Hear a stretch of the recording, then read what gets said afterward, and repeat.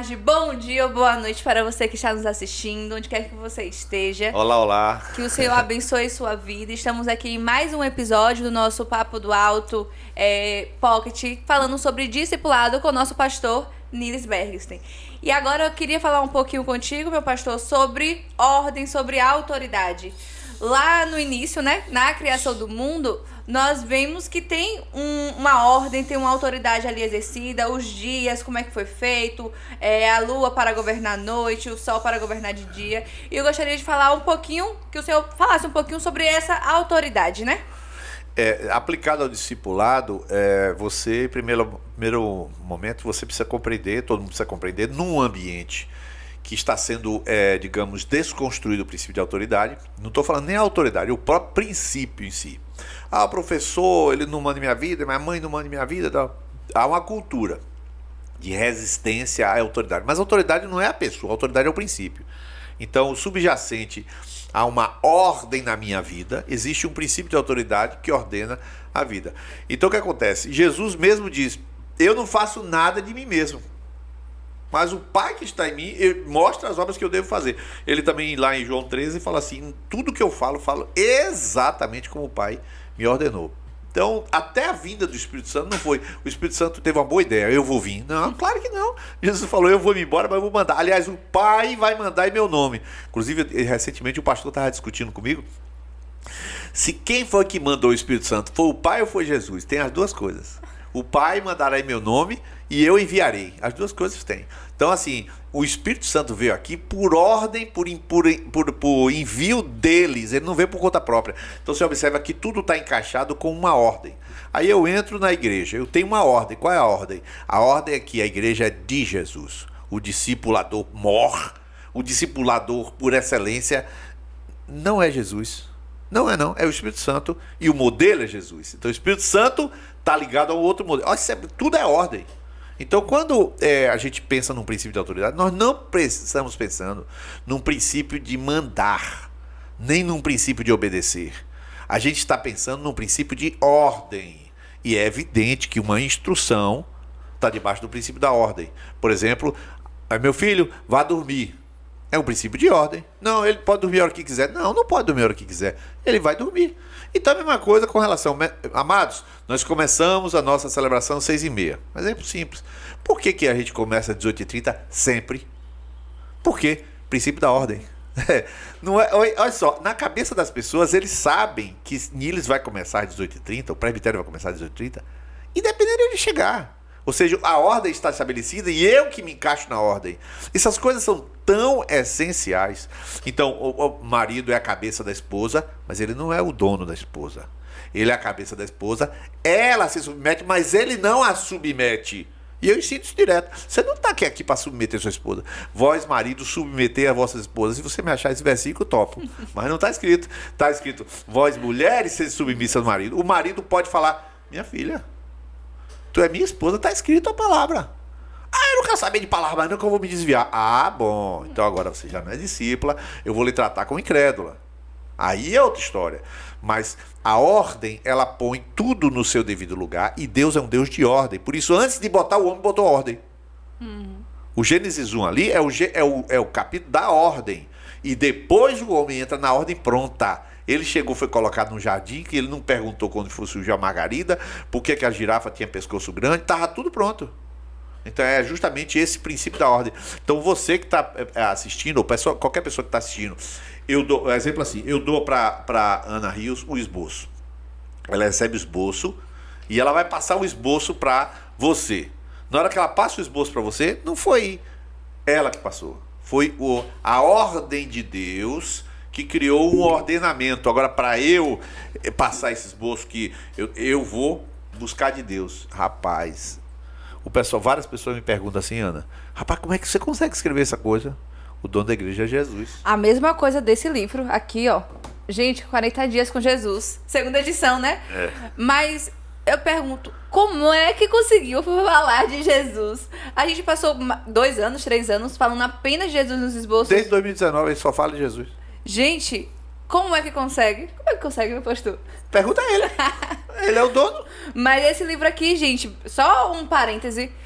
Você que quer conhecer mais Jesus, você que ainda não é da comunidade videira, quer se aprofundar no conhecimento de Cristo, quem Cristo é, andar, ser como o seu mestre, basta, né?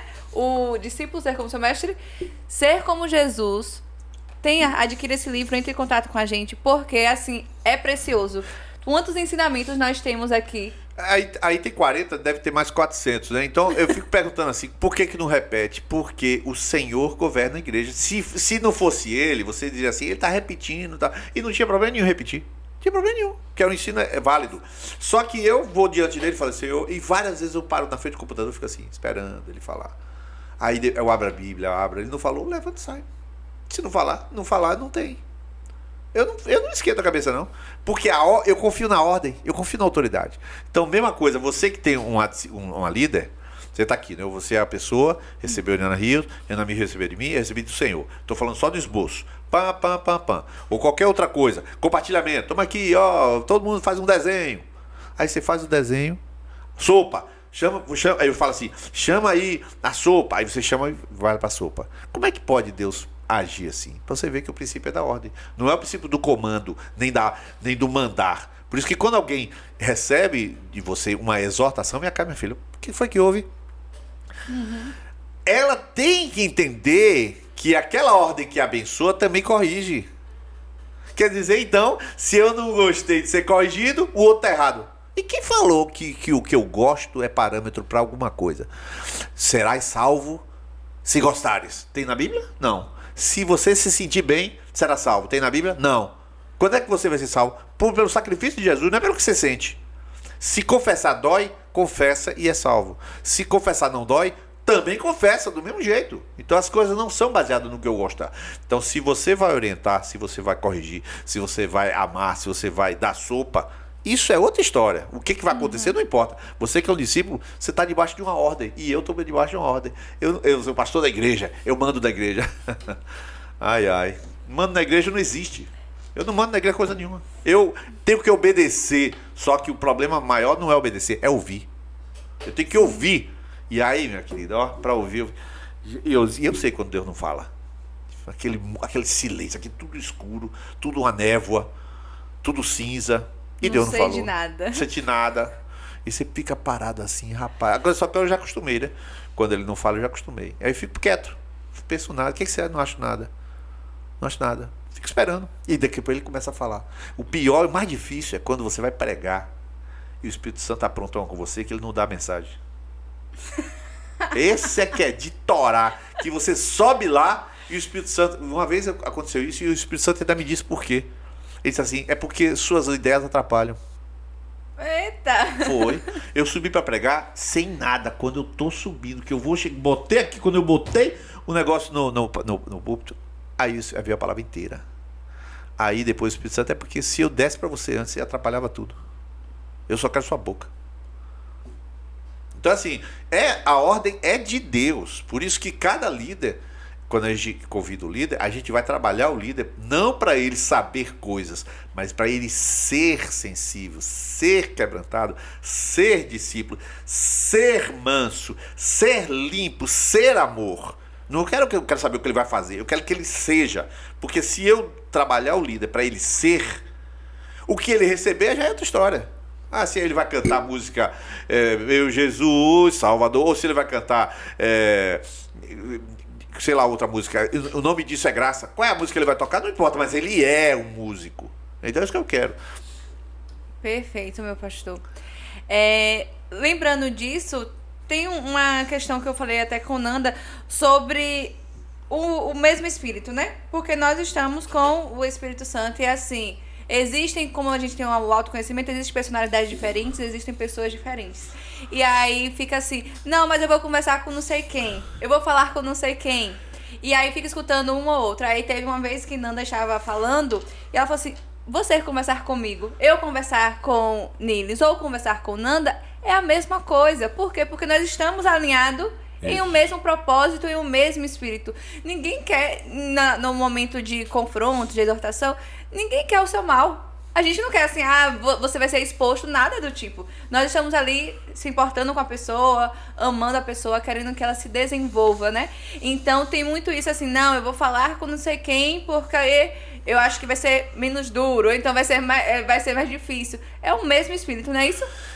Na verdade, quando a pessoa... Foi bom você falar isso, porque a pessoa que está ouvindo aqui, por exemplo, que tem preferência, aí eu volto àquele teve Colossenses 3,5. Fazei morrer a vossa natureza carnal.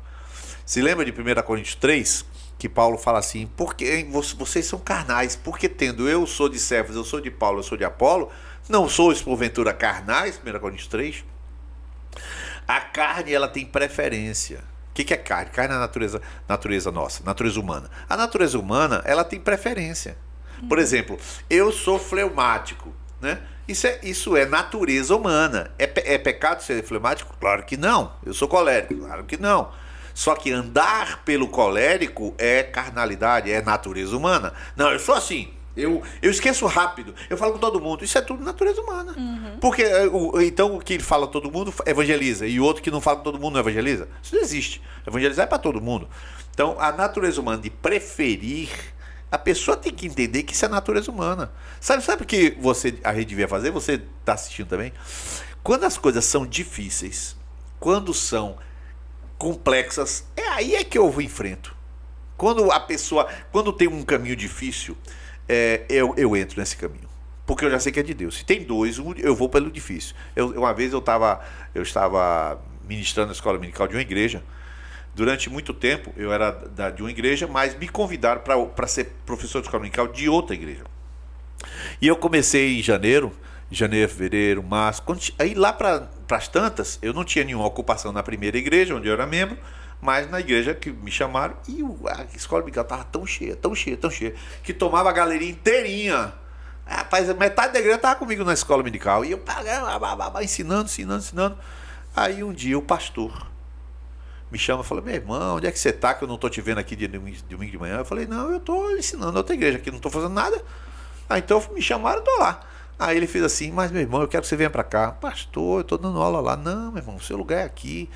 Mas pastor, eu estou ensinando lá. Que sentido faz isso? Não, rapaz, venha para cá. Eu vou botar você para fazer, eu vou lhe dar uma ocupação aqui. Eu fui naquela igreja. No domingo de manhã eu falei, irmãos, hoje é o último dia que eu venho para esse lugar. O pessoal, meu Deus, tá maravilha. Aí eles falam, por quê? Eu digo, porque toda vez que tem dois caminhos, eu sempre vou pelo difícil, porque o difícil é de Deus. E eu fui. E sabe o que eu fiz quando eu voltei para a igreja? Nada. Porque eu fiquei um ano inteiro sem fazer nada, sentado no banco. Eu estava dirigindo escola. Também no outro ano, o pastor me chamou e me colocou com muito amigo meu, pastor que era capelão, que já faleceu, para dirigir uma grande congregação, que foi a congregação de Walter e Dinha, que você sabe da história lá do Buqueirão. O que eu estou mostrando é que o caminho difícil é o caminho de Deus. Então esse negócio de ter preferência é caminho da facilidade, caminho largo, o largo do meu coração. Eu tenho preferência por fulano. Isso é carnalidade. Gostei desse exemplo porque me remeteu à questão do entender.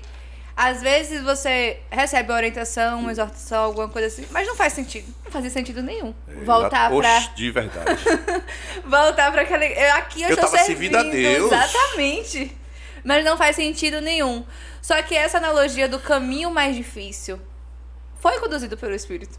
Com certeza. Foi conduzido pelo Espírito. A importância que você tem você ter uma intimidade com o Espírito Santo para você discernir e ouvir a voz. Tinha um pastor, sim, era seu líder naquele momento, discipulador naquele momento. Tinha aquele pastor, mas você só foi porque você tinha um entendimento que o caminho mais difícil... E lhe digo, Fernanda é testemunha. Você pode perguntar a ela. Todas as pessoas difíceis, eu dou muito tempo. Aí alguém está assistindo aqui, então é por isso que você está me dando tempo? Pronto. Que diferença vai fazer? Eu estou falando as difíceis, não estou falando as que eu dou tempo são difíceis, porque tem muita gente que está mais comigo porque procura. O outro fala assim, não tenho nada para tratar, não trate. Eu vou ficar saindo atrás de alguém. Você já viu Jesus indo atrás de alguém? Aí você falou, não, ele saiu atrás de alguém. Saiu na parábola de que ele deixa as 99 para buscar desviado. E você é desviado para ficar ali buscando? Oxi! Isso não existe, rapaz. Todos os textos do Novo Testamento que andaram com Jesus foram eles que andaram com Jesus. É tanto que ele disse, vocês vão tudo se dispersar. Porque eles estavam andando. Quando chegou os camaradas lá, vazou todo mundo. Então não existe essa história de Jesus sair atrás de discipulador sair atrás de discípulo. Isso é conversa. Isso é conversa, isso é mimimi. Se você tem uma caminhada com Jesus, você que corre atrás do seu prejuízo. É você que está indo para o céu, o discipulador também está indo. Cada um corre atrás do seu. Eu também corro atrás do meu. E nesse sentido, eu dou tempo para os difíceis. Por quê? Porque me fazem bem. Seu egoísta! Calma, eu vou explicar. Porque se é difícil, tem alguma coisa em mim que precisa ser tratado com ele. Deus me mandou a pessoa para testar minha paciência. Ela precisa ser só uma vítima do seu processo. Não gosto de ouvir essa frase não, viu? Eu não sei como é que você tá ouvindo. Se tá gostando, aí é outra história. Porque Mas Jesus tinha uma vítima que era Judas. Tinha outro que era Tomé. Tinha outro que era Pedro, que é impossível. Foi com esse que ele trabalhou. Então quando a pessoa vem para mim, Jesus não disse aquele que vem a mim de maneira nenhuma lançarei fora? Eu não vou escolher ninguém. Chegou, eu vou dar tempo. E Fernanda já viu quanta gente difícil eu cuido. E por que cuido? Porque a pessoa procura e eu não... Aí tem essa história, joga fora ninguém. Eu só vai embora da vida porque quer. Porque não vou jogar fora ninguém. Ninguém. Nunca, eu digo diante de Deus, nunca eu joguei fora nenhuma ovelha. Porque se tá aqui é porque Deus mandou. E se é difícil, é porque precisa me tratar. É preciso ser paciente, aprender a ouvir, aprender a compreender. E estudar mais para fazer alguma coisa por essa pessoa.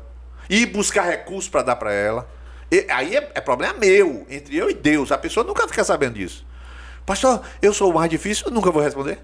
Não, você é um cara, você é uma tranqueira. É levada a problemas, isso nunca vou dizer. Nunca, isso é problema meu com Deus. Agora, eu sei o que eu tenho que fazer para dar atenção àquela pessoa, porque ela é complexa. Então não existe mimimi, não existe essa preferência, nunca vai existir.